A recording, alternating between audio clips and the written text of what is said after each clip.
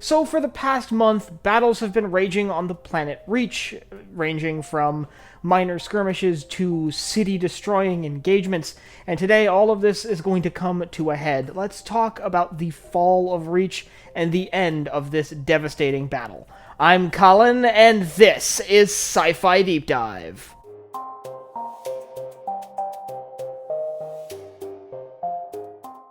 Remember, if you enjoyed this video, to head down below and hit that subscribe button. So yes, for the past month, we've been discussing the Battle of Reach. In late July, Covenant forces arrived on the planet, and at the end of this month, on August 30th, the final UNSC retreat from the world will begin, and Reach will finally fall to the Covenant, but it's been falling now for the last week and a half or so.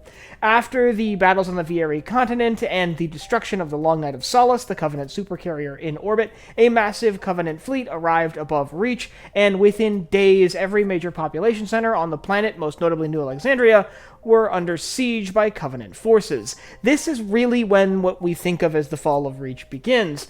Major civilian centers being glassed, UNSC forces being pushed back further and further, and battles becoming more generally defensive for the UNSC as they face the oncoming tide of Covenant forces.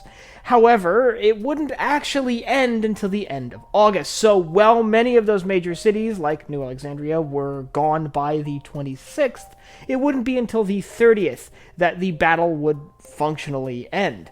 In fact, following the destruction of those major population centers, several more major engagements would occur. Well, we see in Halo Reach several expeditions carried out to places like Sword Base, for example.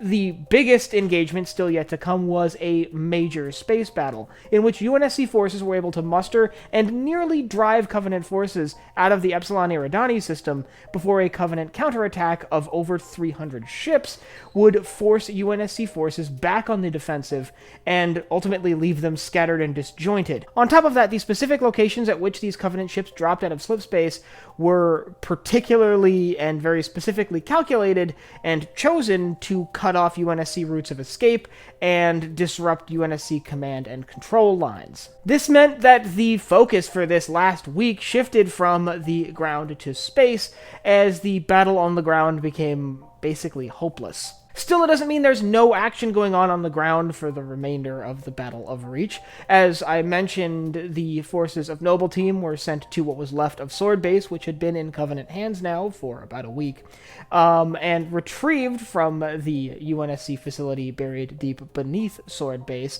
the AI construct known as Cortana, who would be crucial to the operations of the Master Chief in the battles of Installation 04, 05, and 00.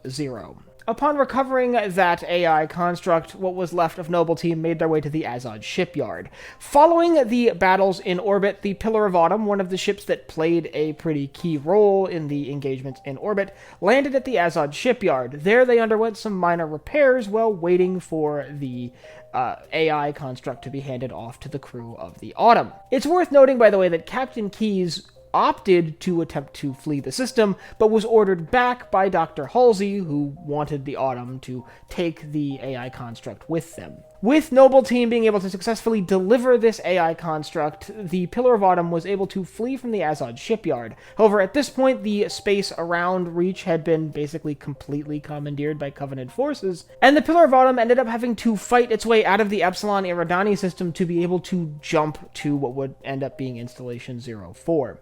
While all of this is going on, the larger operations to glass the surface of the planet Reach were now underway, and by the end of the week into the first week of September, what was left of Reach would be burned to a crisp. Ultimately, the fall of Reach would be viewed as one of humanity's great losses. Not only were there massive casualty numbers for both military and civilian entities during this battle, but Reach served a pretty significant military role as a center for command and control, training, and organization, which had now fallen to the Covenant. Reach itself was viewed as a fortress, and now it was a fortress that had fallen. And what did that mean for the remaining worlds in humanity's control if their strongest fortress was just overrun in less than a month? This didn't look good for the future of Earth, the homeworld of humanity and the next major target for the Covenant. But it's a discussion for another day. If you'd like to learn more about what we think of as the fall of Reach, the sort of collapse of the civilian infrastructure on Reach, and the siege of the major population centers,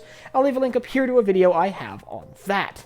And I'd like you to let me know down in the comments whether you think the Battle of Reach was hopeless from the start, or do you think there was any point during this engagement where humanity could have turned the tide and maybe repelled this Covenant invasion, or at least held Reach for longer? And if you have anything else you'd like to see me cover in Halo, Star Wars, or anywhere else in science fiction, you can let me know down below in the comments.